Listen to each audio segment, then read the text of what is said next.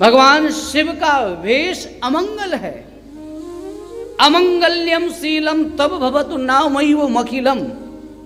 भगवान शिव का वेश अमंगलकारी है, लेकिन जो उनका चिंतन करने लग जाता है उसका मंगल होने लग जाता है।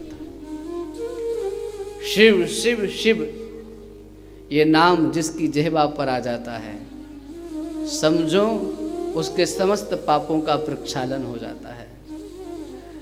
अरे शिव का स्वरूप ही तो देखो कैसा है। शिव के श्री अंग में भस्म लगी हुई संकेत करती है कि यह जगत इस भस्म के अतिरिक्त कुछ नहीं है। शिव के श्री अंग में लगी भस्म हमें यह संकेत देती है, इशारा करती है कि अंतिम इस शरीर की परिणति यह भस्म है।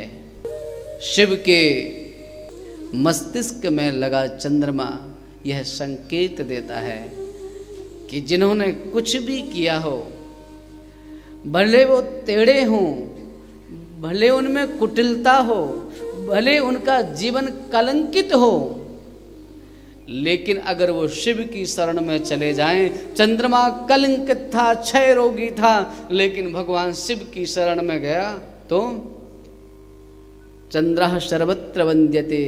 शिव की शरण में जाने के कारण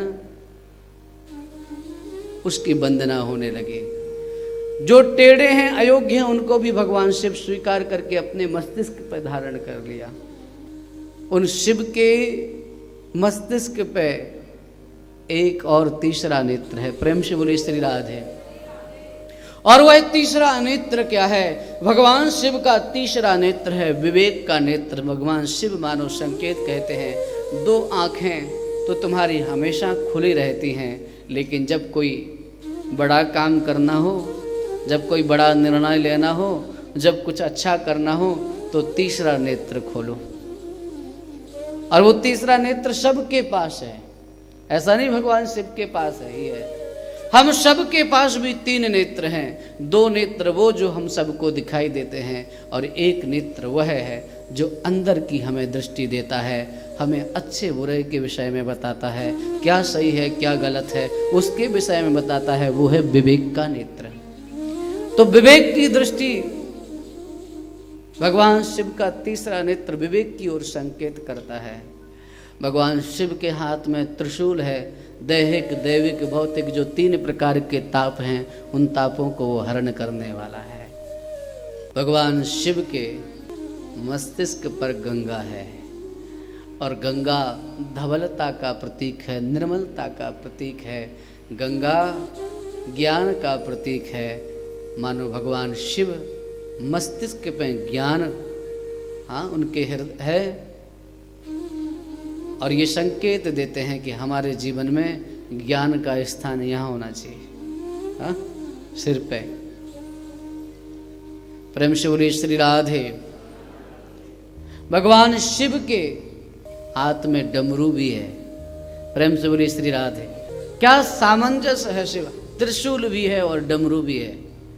भगवान शिव कहते हैं कि जब आवश्यकता हो, भगवान शिव संकेत देते हैं। बहुत ध्यान से सुनिएगा। उनके हाथ में डमरू भी है और उनके हाथ में त्रिशूल भी है।